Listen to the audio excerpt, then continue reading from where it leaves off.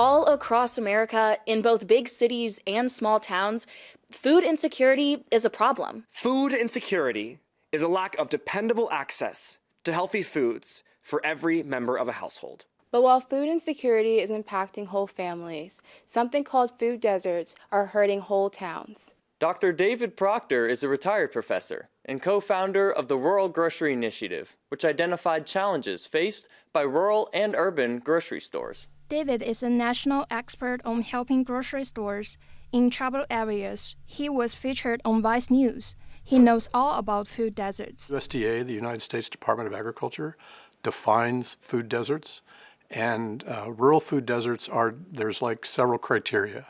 Number one, you are in a census tract where there is high levels of poverty. Over 30% of the folks that live in that census tract live below the poverty line. You are in an area also where there is a lack of access. And USDA defines lack of access in rural areas as greater than 10 miles. So what that means is if you're living in a community where there's no grocery store, no supermarket for at least 10 miles in one direction, and there are high levels of poverty among the folks that are living in that area, then by the government's definition, you're living in a rural food desert. But it's not just about the food, really. It's about the communal table and seeing neighbors. It's about the rights of people living in food deserts to have access to healthy food, because healthy bodies make healthy communities. Because too often, if the grocery stores fail, the towns may be the next to go. David Proctor says there's a direct relationship between healthy foods and healthy towns. When we talk about the problems that communities face that don't have grocery stores, we generally talk about what we call the big three. Number one is nutrition and health. But then there are two others. One is economics. And what you find in rural communities is that small town grocery stores are significant economic drivers in a community. So they're not only one of the major employers once you get past like the public schools. So they're one of the major employers. They're hiring several people, many people. They are paying significant local taxes that help build streets, build sidewalks, put in lighting, support the local parks. And then the third issue of the big three is just a sense of community. What you find in small towns is that grocery stores are often a community center, a community hub. There were people, you walk into these small town grocery stores, oftentimes they have like a table at the front where like just random people come in and eat lunch. Oftentimes these small town grocery stores, they put up artwork from the grade school. So you got kids and grandkids artwork on the walls. Sometimes they have enough space where they'll hold local meetings, Rotary clubs, Kiwanis clubs, knitting clubs, book clubs. So that if you don't have a grocery store, there's also this impact of losing this sense of community. The grocery store owners, their customers, the townspeople who depend on the fresh food, the community as a whole, these are some of the people who have joined the fight to stop the spread of food deserts. We thought you should meet some of them.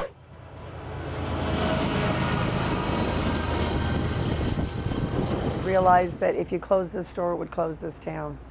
Because Cuba and the grocery store, the Cuba Cash store, 135 years this place has been here. My husband and I bought the grocery store 30 years ago, or 33 actually now. For us, it was kind of the center of everything, really. My kids were at an age where they conglomerated there at the store, and it was just a place where, I don't know, we just all got together and visited and as family. I have worked in the business really since I was 14. My family has been in the grocery business for 106 years this year.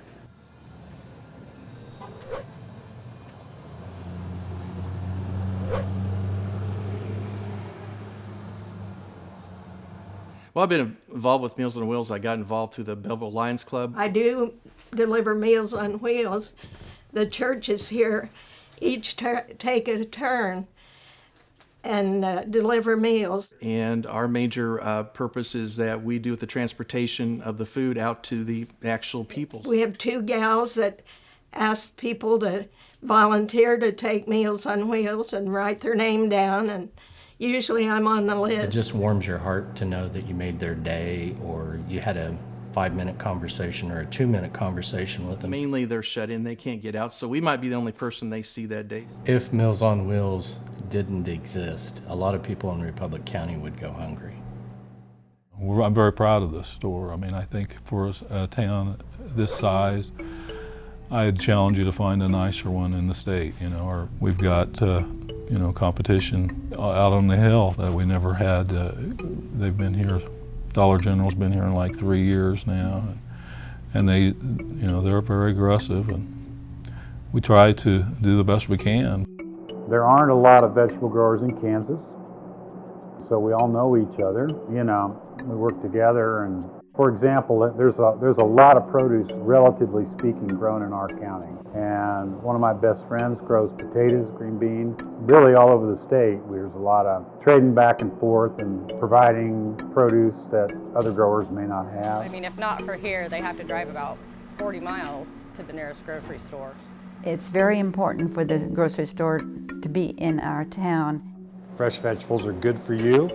It's good to buy local produce to support your local farmers, keep the money in the community. It's good for Kansas agriculture to be diversified. The time we live in now, compared to say 70 years ago, 100 years ago, 150 years ago, there was a lot more diversity than there is now in Kansas agriculture. So the more diversity there is, the more stable agriculture is, and it's win, win, win, win, win, win, win for everybody.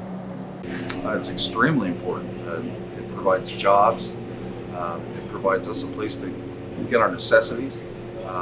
Without a local grocery store, you start losing people in the community. It's very vital. So if having a grocery store is so vital in a community, why do U.S. food deserts develop in the first place? David says many factors create that perfect storm. I mean, you've had the rise of Walmart and you've had the rise of Amazon. Increasingly, they are taking market share away from these small town grocery stores. The other thing that's happened, food distribution companies have consolidated, so there are fewer of them. They have less and less desire to drive to these rural areas because it's not as cost effective. Here recently, during the pandemic, we've heard from some of the grocery stores that there is a supply chain issue with food, and what food is available, the bulk of it is going to these large corporations and not getting to the small town grocery stores. There used to be others. I don't remember any of them, but yes, there used to be 3 grocery stores. And this was the first Bogart's store in Jewell.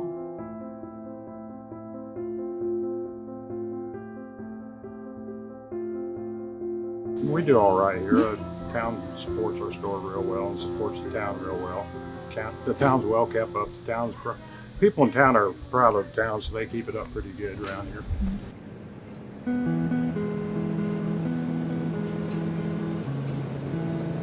Solomon Valley Transportation came, which was a boon to the community. I wouldn't say anything against that because it provides transportation into other areas for the doctor and to the grocery store.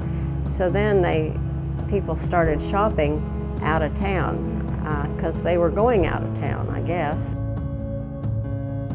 I tell people, you don't have to buy everything from me. I didn't when I didn't own the store. You know, we have the best meat around, so I've always bought meat. I tried to buy the specials. I tried to buy as much as I could here. And I don't expect people to buy everything, but buy something.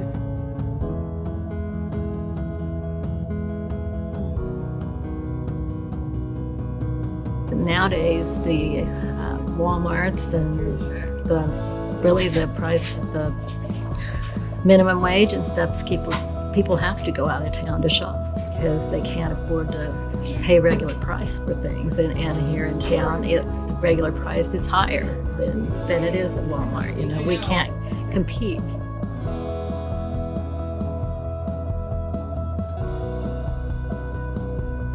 I always got my groceries here. I would rather shop here. It was handy. I knew what was available, and I knew when the truck came in. Yeah, of course. It's hard to compete with them because they can buy in bulk. As far as small town America, they aren't the ones supporting the local school or the local library.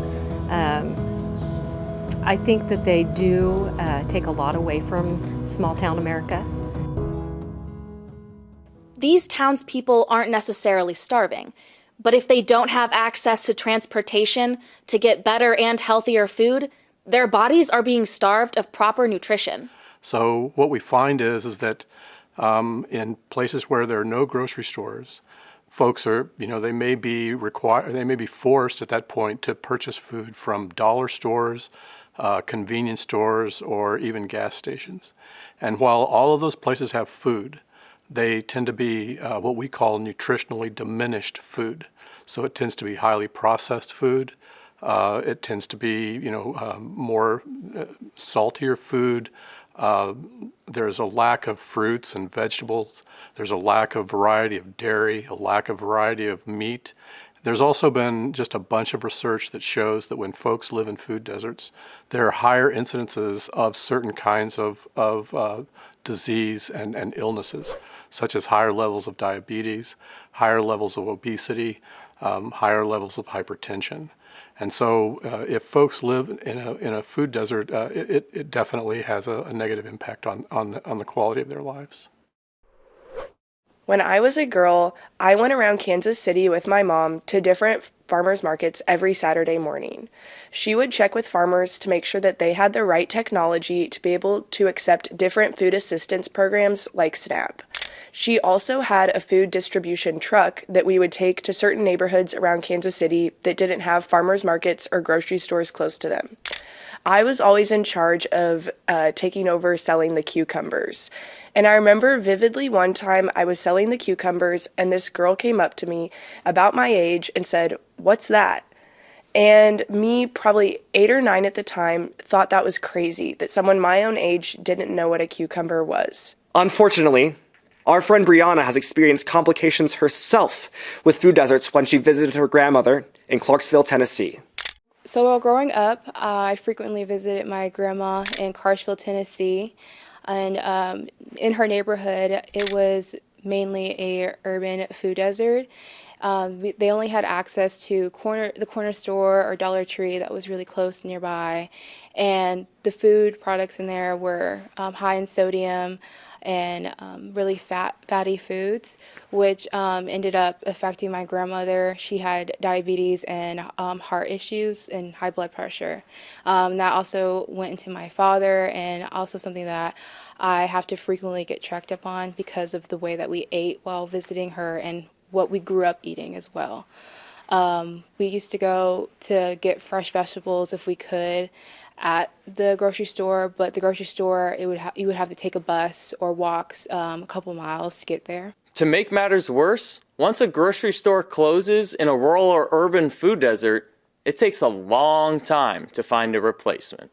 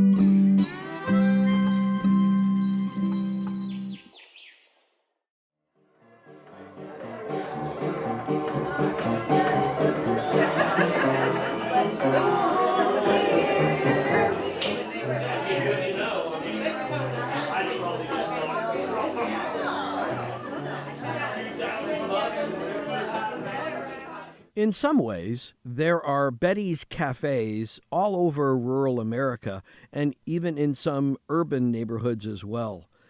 As a kid, the Betty's Cafe that I knew in my small Midwestern town was called Mary's Cupboard, even though there was nobody named Mary, just some guy with a mustache.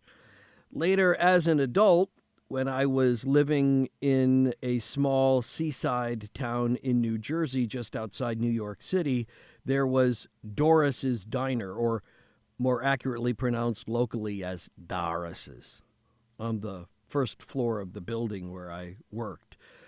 Doris did greet each customer by name in her whiskey and cigarettes voice, but what made her happiest was if she didn't actually have to get up from the counter stool to serve us. Instead, Doris preferred that her customers poured their own coffee and even made their own breakfast on the grill while she chatted you up as she smoked. "Do you need any help, darling? The bread is in the fridge. I'm out of rye." No, Doris, I'm good. I'm just making a breakfast sandwich with cheese." "Oh, that's fine, darling. Just leave $2 on the counter when you're done." The diner closed when Doris moved to Florida before I could move back to the Midwest, in my case, Iowa, and nobody ever took her place. Betty of Betty's Cafe is just as irreplaceable in her small town. I have been back here in Cuba for 31 years now, and it has stayed about the same in those 31 years. One year we didn't have a restaurant, and it wasn't pleasant. But unlike any small-town diner I've ever seen, what truly makes Betty's Cafe special is that Betty herself hosts a potluck every Friday evening where the townsfolk bring meals into her restaurant and they serve each other. Without charge, they eat and they drink a little more. "I'm going to have a beer and a hot mama at 4 o'clock. I hope Betty knows what she means to her community. I think without it, I just think our streets had pulled up, I feel like. In order for a town to hold together, it has to have communal experiences. Sharing food means sharing part of our soul with friends and strangers who won't be strangers for long. And when you're friends with somebody long enough, they become, of course, family. Which means that if a small town is allowed to die, it doesn't just mean empty buildings and streets that are all folded up. It means a giant family has died as well. And so the communion must go on in Betty's cafes all over America. So in the end, it's easier to keep a grocery store open than to have to close one and then open it back up again. The Rural Grocery Initiative mission is to sustain and launch real grocery stores by providing advice for best practices, spending money on infrastructure improvements like state-of-the-art point-of-sale systems, stable internet with digital ordering systems to facilitate online ordering, new refrigeration units to preserve food longer. The Rural Grocery Initiative has even built a new store from the ground up for an unserved urban area. But other than fund nonprofits, what can younger people do to help? For those college students that live in rural areas, I would hope that they would take a little bit of time to go and shop locally, buy at that local rural grocery store. If they're driving back home, stops at some small town and buy groceries. And just be supportive. Talk about the value of these small businesses. And I think they can help that way. We should all be proud that we live in a country that still helps feed the world. However, we can do better at making sure the people that are nourishing us are receiving nutritional food as well. 引导你的孩子走向意义和成就，而不是威望和财富。And with good people doing good work, there's always hope. The trend line in rural communities is not great for rural communities. I go uptown about every day, go get my mail and get whatever groceries I need. And if we play cards, I play cards, and that keeps me going all the time. They continue to age. Well, I'm 72 years old, and roughly I've lived here 72 years. I've served in the military, so that took 2 years out. And then I was in college at McPherson, so that took 4 years. Well, actually, maybe 5. And basically, that may be it. They continue to lose population.